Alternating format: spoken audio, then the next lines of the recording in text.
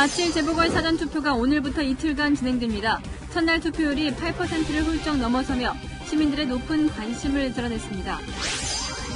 박영선 민주당 후보는 적벽대전의 새 바람이 분다며 민주당 지지세가 높은 서울 강북권을 중심으로 집중 유세에 나섰습니다. 오세훈 국민의힘 후보는 정권을 심판하려면 투표해달라며 사전투표율 높이기에 집중했습니다.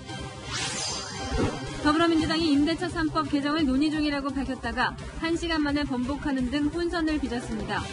민주당의 부동산 정책 완화 추진에 청와대가 선을 긋고 나서는 등 당청 간 엇박자도 노출됐습니다. 천안함 사건 재조사 개시를 결정했던 대통령 소속 진상규명위원회가 긴급회의를 열고 30분 만에 각하 결정했습니다. 유족과 생존 장병들은 지난해 12월 이 진정을 받아줬던 위원회에 사과를 요구했습니다. 정부는 상반기 1,200만 명의 코로나 백신 접종 계획을 세웠는데 현재 300만 명분이 비는 것으로 드러났습니다. 정부는 뒤늦게 범정부 백신 도입 TF를 꾸렸습니다. 전직 서장의 비위 의혹이 일었던 서울 강남경찰서에서 이번에는 간부 경찰관들의 갑질 의혹이 불거졌습니다. 범인을 잡으러 갈 업무용 차량으로 퇴근하거나 직원들에게 밥값, 술값을 대신 내게 했다는 의혹으로 2명이 감찰 조사를 받고 있습니다.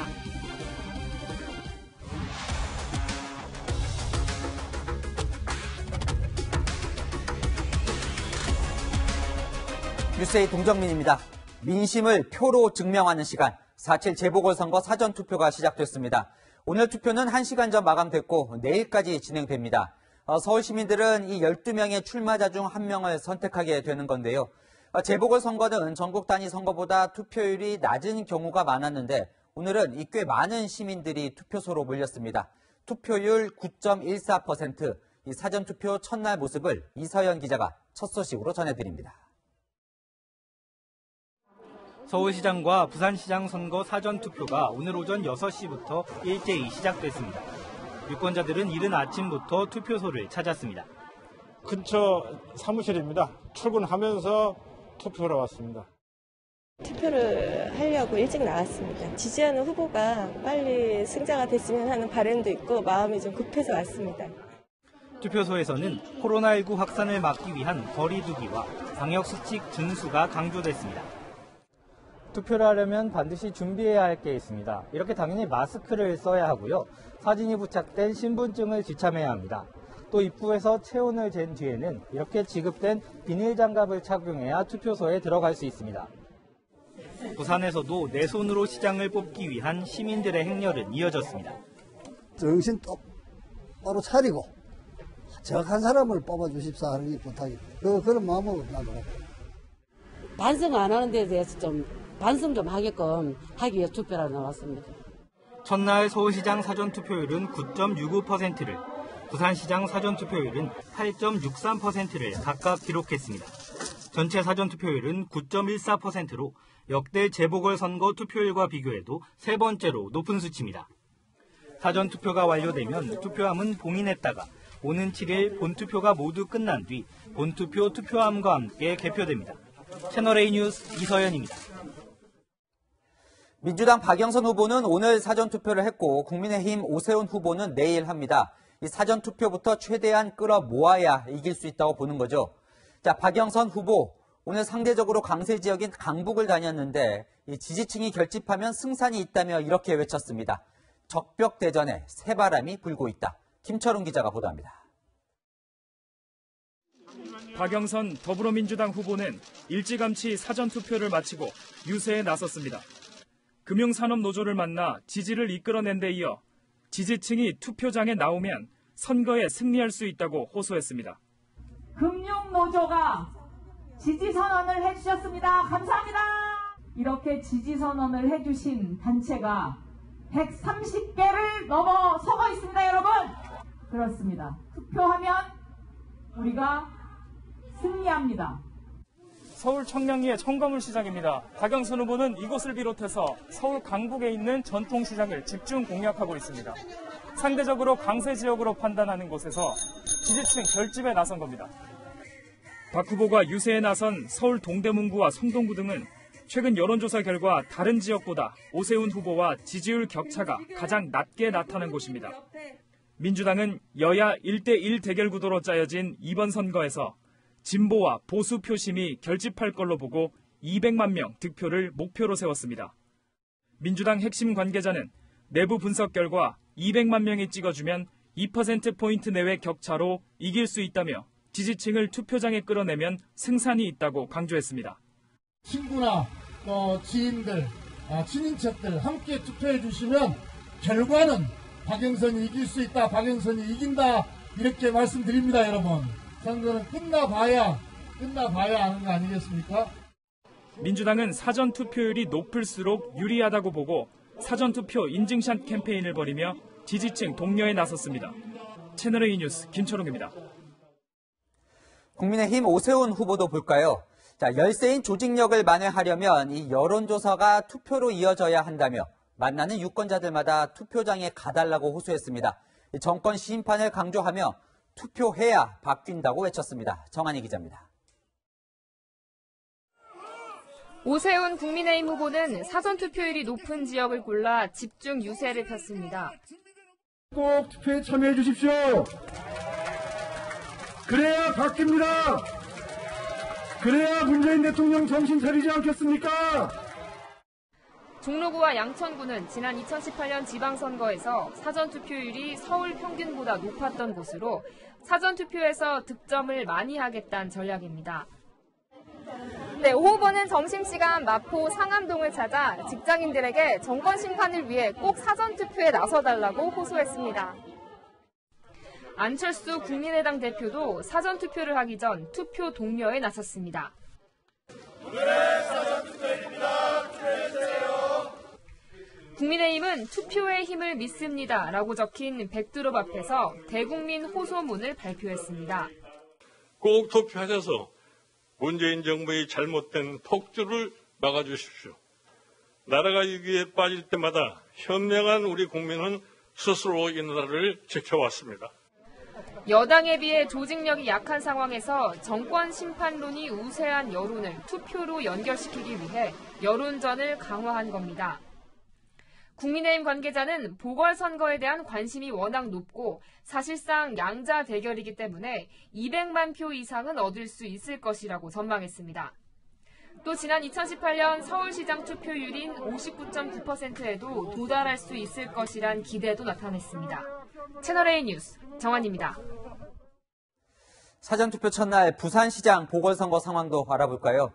여야 모두 새 과시 동원전에 나섰습니다. 민주당 김영춘 후보는 강경화, 김부겸 등 전직 장관들을 불러보았고 국민의힘 박형준 후보 유세에는 무소속 홍준표 의원도 합류했습니다. 홍진우 기자입니다. 강경화 전 외교부 장관, 김부겸 전 행정안전부 장관 등 문재인 정부의 전직 장관 4명이 부산으로 총 출동했습니다. 김영춘 민주당 후보가 여는 부산 경제 살리기 방안을 논의하는 회의에 참석하기 위해서입니다. 국제 경제 도시로서의 보약, 그리고 국제 문화 도시로의 보약을 뒷받침해 주시기 위해서 기꺼이 특별 고문 역할도 맡아주시고 중앙정부에서 큰 자리를 차지하셨던 김영춘 후보께서 부산을 맡으신다 하면은 그러한 방향으로 분명히 리더십을 발휘해 주실 걸로 생각이 됩니다. 김 후보는 가족들과 함께한 사전투표에서도 이번 선거는 대선이 아니라 부산을 살리는 시장 선거라며 임무를 강조했습니다. 김 후보 진영의 인해 전술에 맞서 박형준 국민의힘 후보는 범야권 인사들의 지원을 받고 있습니다. 어제 안철수 국민의당 대표에 이어 오늘은 홍준표 무소속 의원이 지원에 나섰습니다. 4년간 속았다. 문재인한테 속았다. 이제 국민들이 분노를 할 그 시점이 온 겁니다. 부산 시민들이 분노를 해야 돼요. 이제는 여러분들이 민심의 회초리를 확실히 들어야 될 때입니다, 여러분.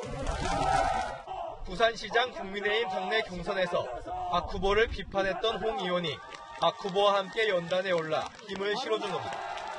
박 후보 측은 홍 의원의 지원 유세는 보수가 하나 돼야 한다는 통합의 메시지라고 밝혔습니다. 채널A 뉴스 정진우입니다. 선거를 치르는 후보들 못지않게 국민 관심을 받고 있는 사람이 있죠. 윤석열 전 검찰총장이 사퇴 후 한 달 만에 처음으로 취재진 앞에 모습을 드러냈습니다. 사전투표를 하면서 별 말도 안 했는데 일거수일투족이 정치적 해석을 낳고 있습니다. 송찬욱 기자입니다. 윤석열 전 검찰총장이 사퇴 후 첫 공개 행보로 아버지 윤기중 연세대 명예교수와 사전투표를 했습니다. 자택이 있는 서초구가 아닌 윤 교수가 사는 서대문구에서입니다. 오늘 그 친구과 함께 오신 이유가 있을까요? 보시다시피 아버님께서 기력이 정같지 않습니다. 투표 동료나 입당 여부 등 정치적인 발언은 없었습니다. 사전투표 마치셨는데 소감 한 말씀 부탁드립니다. 사전투표소로부터 100m 안에서 투표 참여를 권유하는 행위를 할 수 없다는 공직선거법을 고려한 걸로 알려졌습니다. 그러나 이번 선거를 상식과 정의를 되찾는 반격의 출발점이라고 한 윤 전 총장이 무언의 메시지로 투표를 독려한 것이란 해석도 있습니다. 법조계 관계자는 아버지와 함께 투표한 건 90대도 투표에 참여한다는 걸 보여준 것 아니겠냐고 해석했습니다. 하지만 국민의힘 김종인 비상대책위원장은 사전투표를 한 자체에 커다란 정치적 의미가 있다고 보지 않는다고 평가했습니다. 윤 전 총장이 본격적인 정치 행보를 시작한 걸로 보진 않는다는 뜻으로 분석됩니다. 채널A 뉴스 송찬욱입니다. 정치부 이현수 기자가 여론조사 숫자로는 알 수 없는 이 여야의 진짜 속내를 취재하고 왔습니다. 자, 이 기자. 네. 여론조사에서는 이제 여야 서울시장 후보 사이에 차이가 꽤 나는데 여당은 할만하다, 야당도 낙관할 수 없다고 해요? 그 이유가 있다면서요? 네, 더불어민주당과 국민의힘이 내부적으로 보는 이번 서울시장 보궐선거의 매직 넘버가 있습니다. 네, 그 전에 이번 그 재보선 서울 유권자 수 혹시 아세요, 앵커? 예, 이번에 제가 확정된 명부를 보고 왔더니 842만 명이더라고요. 그러면 투표율을 50%로 가정하면 몇 명이 투표하게 되는 걸까요? 절반이니까 420만 명 정도 되겠죠? 네, 맞습니다. 420만 명 중에 절반에 가까운 200만 표는 확보를 해야 이번 선거에서 이길 수 있다고 보고 있습니다. 역대 서울시장 선거 결과를 봤더니요. 2018년 지방선거에선 261만 표, 2011년 보궐선거에선 215만 표를 얻어서 승리했더라고요. 그래서 매직 넘버 200만 표 플러스 알파로 보고 있습니다. 그러면 여야는 어떻게든 이 200만 표를 모아야 되겠군요. 네. 어떻게 하겠답니까? 네, 우선 민주당은 그 조직력으로 샤이 진보를 끌어내기가 핵심입니다. 서울 지역 국회의원 49명 중 41명이 민주당 소속이고요. 구청장도 25개 중 24곳이 민주당으로 조직력이 압도적이라는 평가입니다. 이 조직을 적극 활용해서 지지층을 투표소에 오게 하는 것으로 200만 표 이상을 얻겠다는 거고요.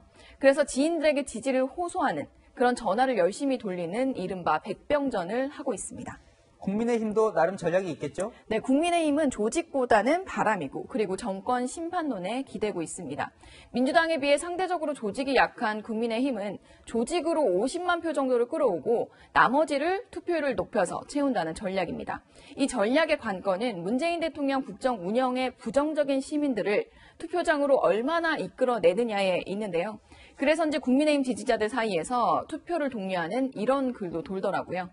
또 김종인 비상대책위원장은 분노한다면 투표해야 한다 이렇게 말했고요. 유승민 전 의원은 재보선부터 정권 교체를 시작해달라고 호소했습니다. 자, 아까 이제 매직 넘버 200만 표 얘기를 하면서 그 기준이 투표율 50%였잖아요. 네. 그럼 이 투표율을 어느 정도 높일 수 있겠냐? 이게 이제 핵심이 되겠네요. 네, 결국 투표율이 관건이 될 것 같습니다. 재보선 당일은 휴일이 아니어서 지방선거나 총선에 비해 투표율이 좀 낮은 편인데요.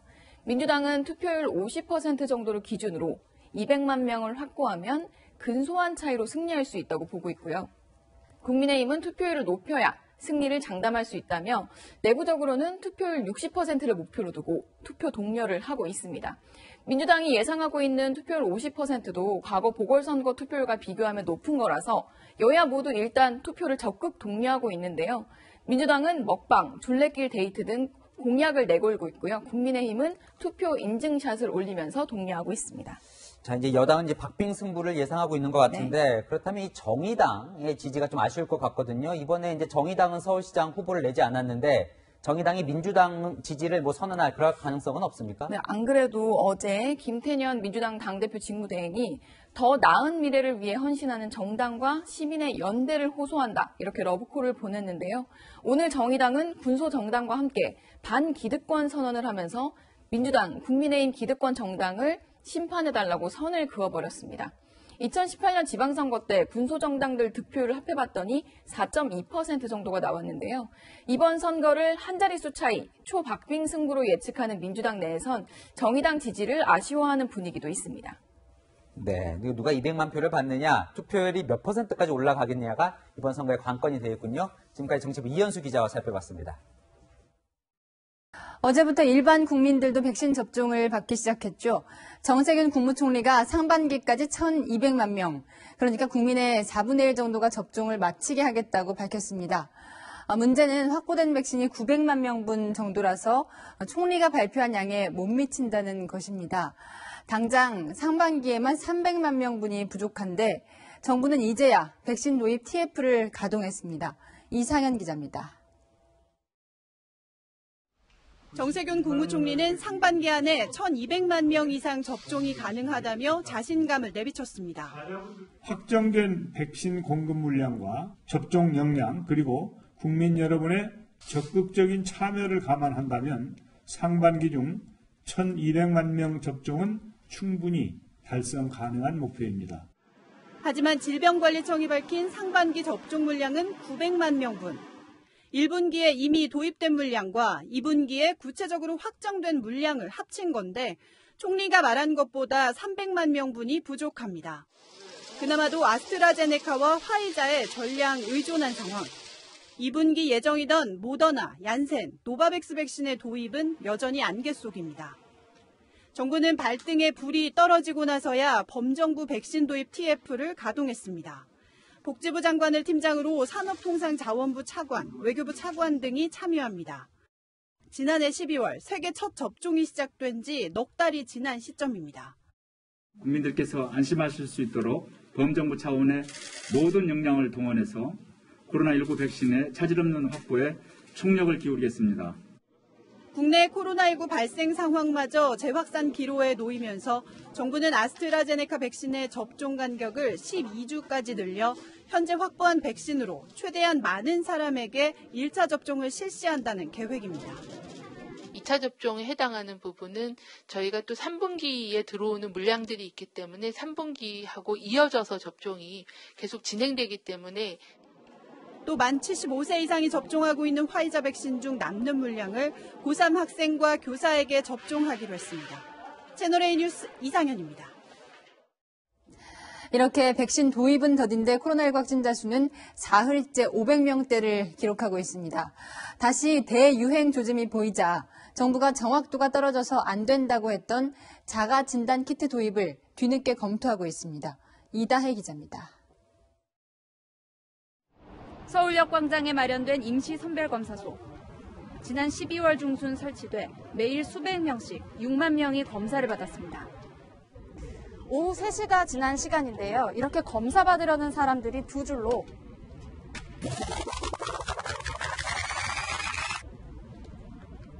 (50m) 넘게 늘어서 있습니다. 지난 12월 3주 운영을 계획으로 임시 설치됐지만 넉 달째 기약 없이 이어지고 있습니다. 지금까지 오는 추세로 봐서는 금방은 저희한테 그런 소식이 오지 않을 것 같고요. 그냥 보건소에서 하고 있는 선별진료소 하나를 더 하고 있다는 느낌이 들고 있습니다. 어제 하루 코로나19 확진자 수는 558명으로 사흘째 500명대를 기록하면서 또다시 4차 대유행의 기로에 놓였습니다. 상황이 심상치 않자 방역당국은 자가진단 키트 도입 검토를 갑자기 꺼냈습니다. 넉 달 전에는 정확도와 안전을 이유로 선을 그었지만 본인 스스로가 검체 채취가 가능한 그런 제품에 대한 개발이나 도입이 전제가 좀 되어야 될 것 같습니다. 이제는 필요성을 강조하고 나선 겁니다. 이러한 상황에서는 정확도나 그 정밀성 이상으로 사실은 간편성, 접근성에 대한 고려도 필요한 상황입니다. 하지만 전문가들은 여전히 회의적입니다. 검사 자체가 정확하게 되는지가 문제고요. 추가 검사를 해서 결과가 나올 때까지 많은 혼란을 일으킬 수 있기 때문에 여기다 아직 국내에서 허가된 자가진단 키트 제품은 한 개도 없습니다. 채널A 뉴스 이다혜입니다.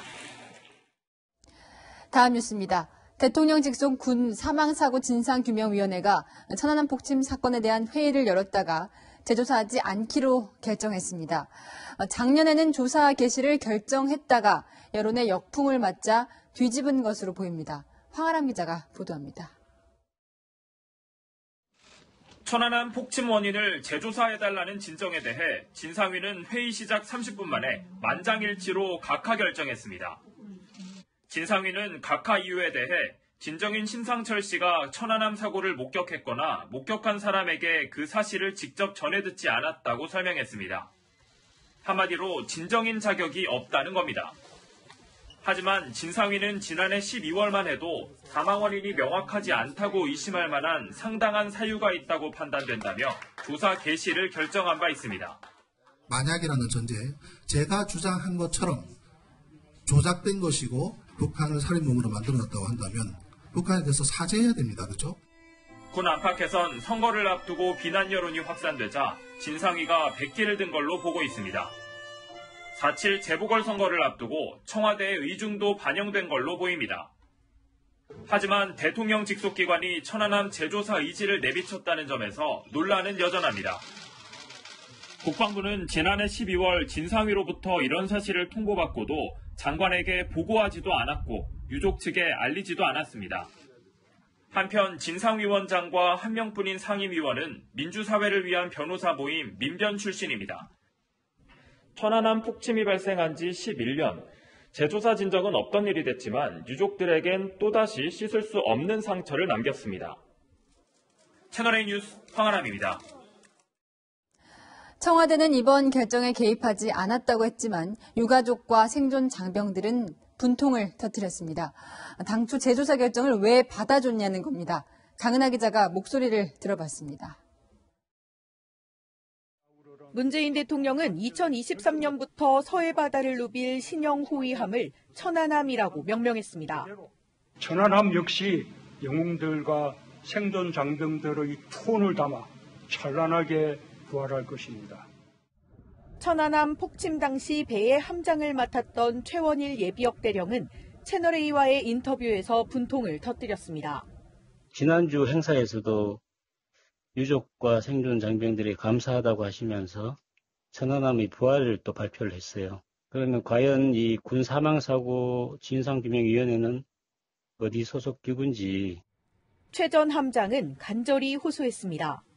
정중히 부탁을 드리는데 다시는 이런 일로 우리 가족들을 고통에 빠지게 하지 않았으면 좋겠습니다. 생존 장병인 전준영 씨는 억장이 무너져 내립니다.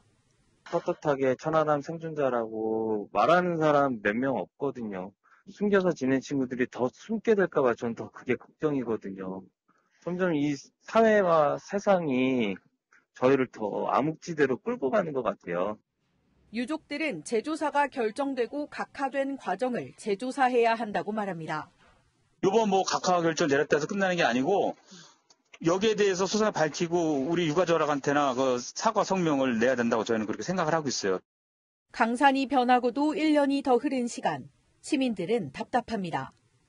나라를 지켜서 우리가 이만큼 사는 건데 군인들에 대해서 예우는 못 해줄 망정 그런 식으로 욕보이고 모욕하고 역사의 심판을 받을 거라고 생각합니다. 채널A 뉴스 강은하입니다. 탐색전을 펼쳐오던 공수처와 검찰이 정면 충돌 조짐을 보이고 있습니다. 김학의 전 법무부 차관의 불법 출국 금지 의혹과 관련해서인데요. 공수처는 수사만 하라고 했는데 검찰이 기소까지 했다는데요. 이 자세한 내막을 최주연 기자가 취재했습니다. 수원지검은 2019년 3월 김학의 전 차관의 긴급 출국 금지에 관여한 혐의를 받는 차규근 법무부 본부장과 이규원 당시 대검 과거사 진상조사단 검사를 불구속 상태로 재판에 넘겼습니다. 검찰은 차 본부장이 출입국 공무원을 동원해 김 전 차관의 출국 정보를 161번이나 조회했다고 보고 직권남용 혐의 등을 적용한 것으로 전해졌습니다. 이 검사 기소 내용에는 허위 사건 번호로 김 전 차관을 출국 금지한 혐의 외에 당시 조사단 자료 일부를 유출한 정황도 포함한 것으로 확인됐습니다. 김진욱 공수처장은 기소 사실을 언론 보도로 알았다며 불쾌함을 드러냈고 수원지검은 전자공문으로 전달했다며 반박했습니다. 그러자 김 처장은 공문이 어제 일과 시간 이후에 와 확인이 늦었다고 해명했습니다. 지난달 12일 검찰에서 넘겨받은 사건을 다시 검찰로 보낸 김 처장은 기소하기 전 다시 공수처로 사건을 보내달라고 말한 바 있습니다. 다시 가져와서 기소하는 것까지 검토하실 수 있다. 그렇죠. 예. 그건 열려 있습니다. 공수처법에 따라 이 검사를 기소할 권한은 공수처에 있다는 겁니다. 당장은 말을 아낀 김 처장이지만 검찰의 기소에 대해 반격에 나설 거란 관측이 나옵니다. 김 전 차관 출국금지 수사에 외압을 행사한 의혹을 받는 이성윤 서울중앙지검장에 대해 공수처가 직접 수사하는 식으로 대응할 수 있다는 겁니다. 채널A 뉴스 최주현입니다. 자, 지금 화면에서 이 김진욱 공수처장이 출퇴근할 때 쓰는 관용차를 보고 계신데요. 이 공수처가 이성윤 서울중앙지검장을 소환하면서 이 공수처장 관용차를 제공해서 논란이 일고 있습니다. 이 지검장은 김학의 전 차관 사건 관련해서 피의자지요. 공수처는 보안 때문이었다는데 다른 피의자에게도 차를 내줄 거냐 이런 지적이 나옵니다. 이은우 기자입니다. 지난 7일 오후 3시 50분쯤 정부 과천청사 인근 골목길 BMW 차량에서 내린 이성윤 서울중앙지검장이 옆에 멈춰선 검정색 제네시스 차량에 급히 옮겨 탑니다. 검정색 차량 번호를 보니 김진욱 공수처장의 관용차입니다. 차량은 청사까지 3분가량 이동합니다. 이후 출입 기록을 남기지 않고 정부 청사로 들어간 이 지검장은 김 처장과 1시간쯤 면담한 뒤 오후 5시 10분 같은 차를 타고 이 장소로 돌아왔습니다. 처음 타고 온 차로 옮겨 탄 뒤에는 관용차와 4분 간격을 두고 자리를 떴습니다. 김학의 전 차관 불법 출국금지 의혹 수사를 무마한 혐의를 받는 피의자인데 주말 오후 공수처장 관용차로 이동해 면담 조사를 받은 겁니다. 당시는 공수처가 사건을 검찰에 넘기기 전이었습니다. 검찰 관계자는 중앙지검 피의자들이 지검장 관용차를 쓰게 해달라면 어쩔 거냐고 비판했습니다. 이 지검장은 공수처 요구를 따랐을 뿐이라고 해명했고 김 처장은 보안상 어쩔 수 없었다며 공정성 논란에 대해 유의하겠다고 했습니다. 한 변호사 단체는 공수처장 관용차를 제공한 것 불법적인 특혜라며 김 처장을 직권남용 혐의로 검찰에 고발했습니다. 채널A 뉴스 이은우입니다. 서울시장 선거일이 다가오면서 유독 술렁이는 곳이 있습니다. 바로 낡은 아파트 주민들인데요. 여야 후보 모두 재건축 규제 완화를 공약으로 내걸고 있다 보니 그 기대감에 강남, 강북 할 것 없이 들썩이고 있습니다. 박지혜 기자입니다. 지은 지 45년 된 3,900여 세대 규모 아파트 단지입니다. 곳곳에 금이가 있고 화장실 소독꼭지에선 모래알 섞인 물이 나옵니다. 녹물이 나오는 건 기본이고요. 이제 일주일에 한 번 정도는 그 필터를 청소를 해줘야지만이 사용할 수 있을 정도고요. 그래서 엘리베이터가 지금 고장률이 제일 많아요. 주민들이 갇혀가지고 소방서 출동만 해도 올해 벌써 한 50회 이상 출동을 했습니다. 10년 전 안전진단에서 재건축 조건부 통과를 뜻하는 D등급을 받았지만 층수 제한 등 각종 규제에 막혀 개발 문턱은 넘지 못했습니다. 좋은 아파트에서 한번 살고 싶은 거지 특이와는 아무 관계가 없습니다. 65세 넘는 분들이 약 75%가 됩니다. 서울시가 원망스러울 때가 많습니다. 이렇게 안전진단 결과 D등급을 받은 서울 시내 아파트 단지는 모두 116곳에 달하는데요.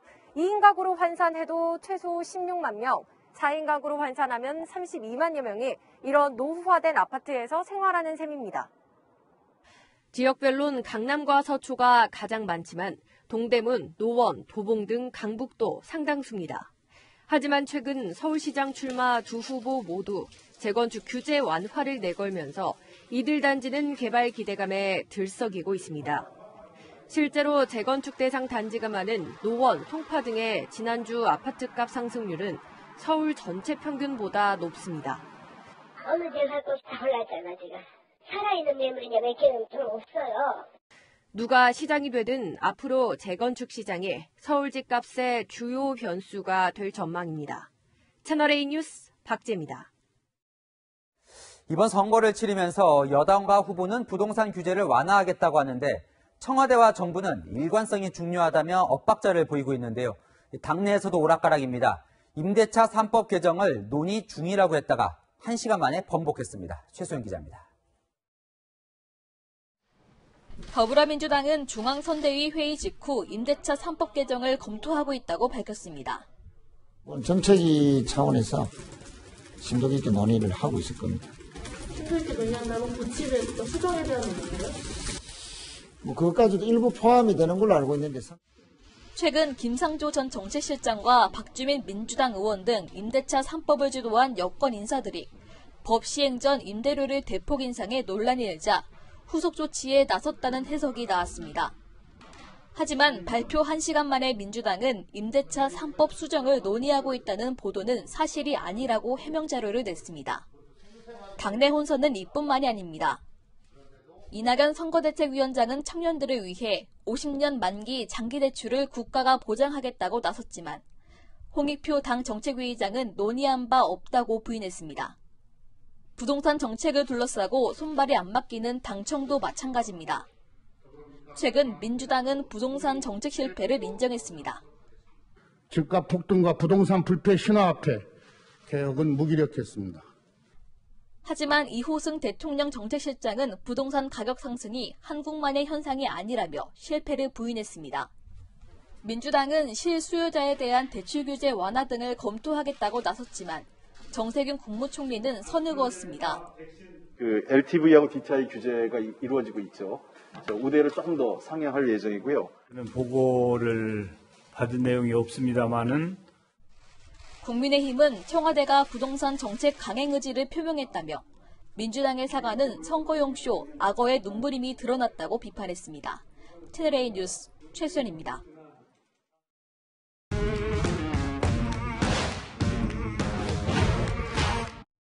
여랑야랑 정치부 이동은 기자와 함께합니다. 첫 번째 주제 보여주시죠. 네.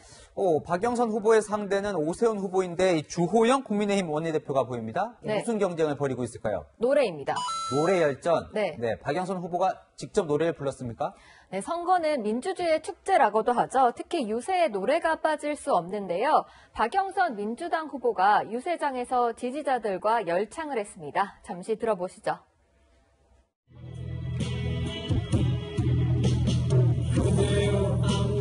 걱정하지 마요. 노래합시다.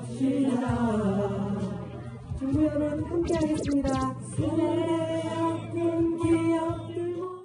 박영선 후보는 고 노무현 전 대통령을 연상시키는 노래죠. 가수 양희은 씨의 상록수도 불렀습니다. 저 노래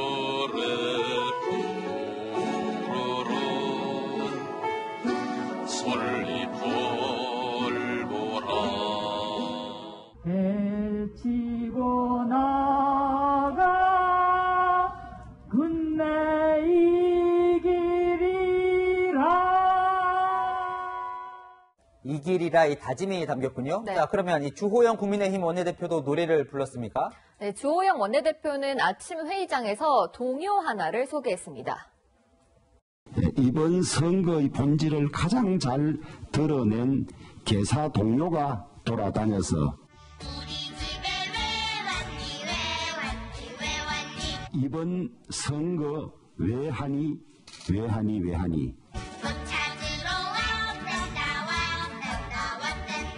민주당에 물어봐 성추행 투표장에 왜 가니 심판하러 간단다. 개사 동요라고는 했는데 노래를 부르기보다는 읊는 것 같네요. 네, 정치권에서는 유권자들 귀에 쏙쏙 들어오도록 동요를 활용하는 경우가 많은데요. 그래도 역시 선거송은 트로트죠. 민주당과 국민의힘 선거송 한 소절씩 들려드리겠습니다.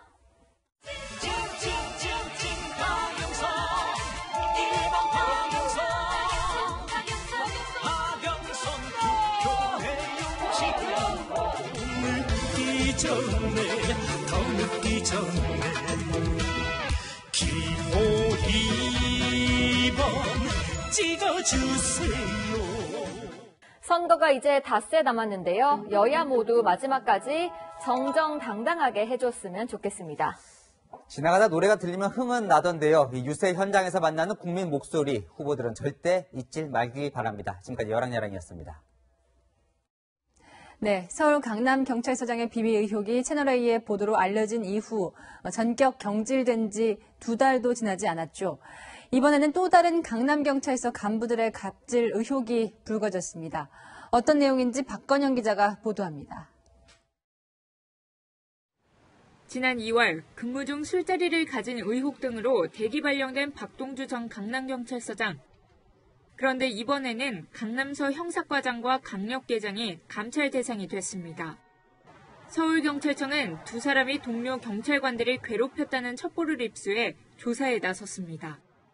강력 사건이 발생해 사건 현장에 출동해야 하는데 자신의 집으로 부하 직원들을 불러 데려가게 했다는 겁니다. 직원들과 식사한 후 밥값이나 술값을 계산하라고 강요하고 귀를 잡는 등 폭행과 폭언을 했다는 주장이 나왔습니다. 업무 차량을 사적으로 썼다는 의혹도 제기됐습니다. 술을 마신 뒤 형사 기동대 차량을 타고 귀가했다는 겁니다. 이 차량은 범죄 피의자를 검거하는 등 업무 목적으로 쓰는 차량입니다. 형사과장은 지난해, 강력계장은 2019년 하반기 부임했는데 이런 갑질 의심 사례는 오랜 기간 이어져 온 걸로 전해집니다. 서울경찰청은 감찰 조사 과정에서 갑질 정황 일부를 파악해 과장은 대기 발령하고 계장은 다른 경찰서로 보냈습니다. 대기 발령된 과장은 채널A와의 통화에서 할 말이 없다고 말했습니다. 서울경찰청은 강남서 직원들을 상대로 추가 조사도 벌이고 있습니다. 감찰 수사로 전환한 박동주 전 강남서장의 비위 의혹에 대해서는 사실관계를 확인 중이라고 밝혔습니다. 채널A 뉴스 박건영입니다. 얼마 전 출소한 아동 성폭행범 조두순이 마트에서 술을 샀다는 글과 사진이 온라인 커뮤니티에 올라왔습니다. 황당하게도 다른 사람을 오인해서 올린 것이었는데 사진 유포자는 피해자에게 고소당했습니다. 김지혁 기자가 보도합니다. 백발에 모자를 눌러쓰고 마스크를 쓴 남성. 여성과 함께 쇼핑카트를 끌고 있습니다. 카트에는 소주 한 박스가 담겨 있습니다. 한 누리꾼이 조두순이 마트에서 술을 사고 있다며 해당 사진을 인터넷 커뮤니티에 올렸습니다. 사진은 순식간에 퍼졌고 사진 속 남성을 비난하는 글들이 쇄도했습니다. 그런데 사진 속 인물은 조두순이 아닌 70대 박모 씨 부부였습니다. 우리 애들이 제일 아빠 사진에 들어가 있는데 아빠가 조두순이래. 너무 황당해. 아니 내가 범죄자가 되었어요. 성범죄자. 그러니까 이 달아나도 이게 가만히시더라고요.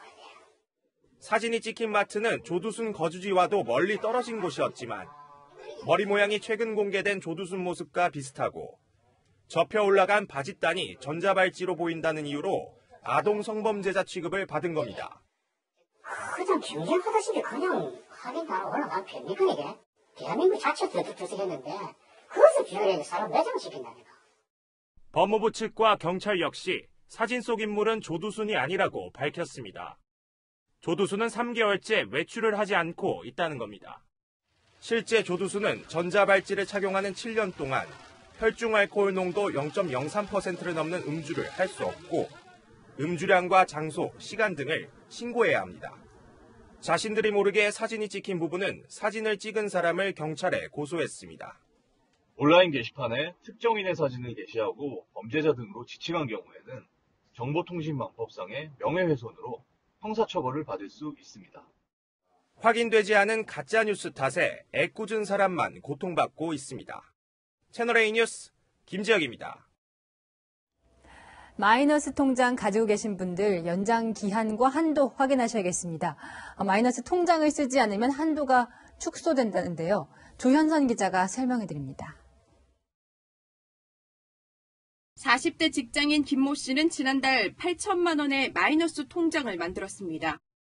요즘 워낙 대출이 받기 어려워 연말에 나갈 집세와 여유 자금까지 감안했습니다. 하지만 은행의 마이너스 통장 한도 축소로 걱정입니다. 저처럼 안에서 유도 리키 쓰고 조금씩 갚을 수도 있어야 하는 건데 다 받아서 안 써도 빚을 짊어지라는 거잖아요. 좀 그렇더라고요. 앞으로 마이너스 통장 연장이나 재약정을 할 때는요. 그동안 한도의 10%를 썼다면 전체 대출 한도의 10%가 지급되거든요. 만약에 5% 미만을 썼다면 보시다시피 한도가 이렇게 20% 줄게 됩니다. 예컨대 한도 5천만 원에서 10%인 500만 원 이하로 쓰면 전체 대출 한도가 4,500만 원으로 되는 겁니다. 다만 대출 금액이 2천만 원 이하면 제외입니다. 그 밖에 시중은행에서도 은행에 따라 50%까지 축소되거나 심지어 사용하지 않으면 대출을 받지 못하게 될 수도 있습니다. 정부의 가계대출 관리 강화의 일환입니다. 하지만 서민들 입장에선 이젠 급한 목돈 마련이 어려운 겁니다. 갑자기 축소를 해버리면 사람들의 생활 질이 틀어질 수가 있죠. 무엇보다도 안 쓰다가 목돈이 필요하면 급하게 쓸 때가 있는데 이런 식으로 하면 너무 잘못된 거 아닌가요? 마이너스 통장은 만들 때부터 신용과 상환 능력을 따져 한도를 정했던 만큼 그동안 사용 금액과 상관없이 한도가 그대로 연장됐습니다. 지난 25일 기준 5대 은행의 마이너스 통장 잔액은 46조 원이 넘어 2월보다 459억 원이 증가했습니다. 결국 대출 조이기로 인한 풍선 효과가 우려되는 상황. 디폴트 그런 부분에 빠진 분들도 있거든요. 이금 아니면 나가서 사채 뭐 이런 쪽으로 어쩔 수 없이 돈을 빌려 나가야 되니까. 서민들의 실생활을 고려한 부채 관리가 필요해 보입니다. 채널A 뉴스 조현선입니다. 대만에서는 300명 넘는 승객을 태운 열차가 터널에서 탈선하며 50명 넘게 숨졌습니다. 유준 기자입니다. 캄캄한 열차 객실 내부. 휴대전화 불빛에 의지한 승객들이 구조를 기다립니다. 터널을 겨우 빠져나와 열차 지붕에서 한 명씩 내려옵니다.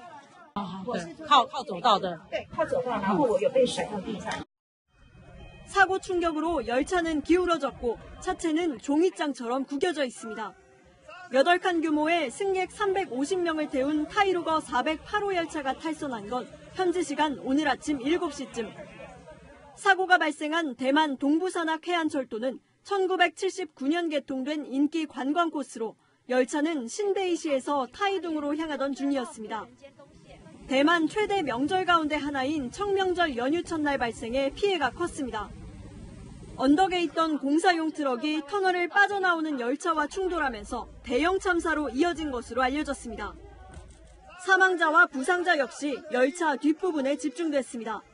那个类似车斗，那滑落，这个撞到我们的这个泰国的列车，那现在泰国那个车头也毁了。